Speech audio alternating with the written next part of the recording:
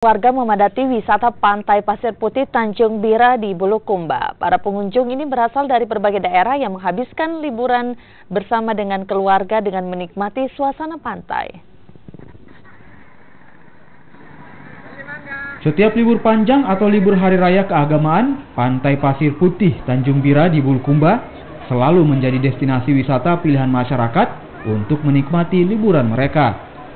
Pada libur Natal kali ini, tercatat sedikitnya 3.000 pengunjung yang masuk. Selain dari kota Makassar, pengunjung yang datang berasal dari berbagai daerah, bahkan dari Pulau Jawa.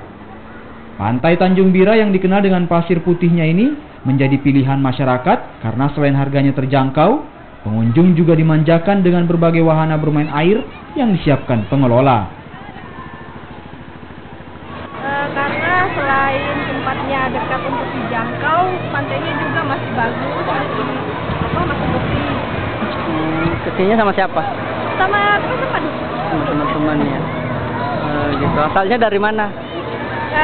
Teman-teman yang lain dari Parepare, kalau saya dari Makassar. Kalau pengunjung menurut Jantril itu melalui Kartis itu ada 3.100 orang. Nah, itu yang sementara sampai hari ini sampai pagi ini. Jumlah pengunjung diperkirakan terus bertambah hingga menjelang pergantian tahun baru. Eno Masyudin, Kompas TV, Bulukumba, Sulawesi Selatan.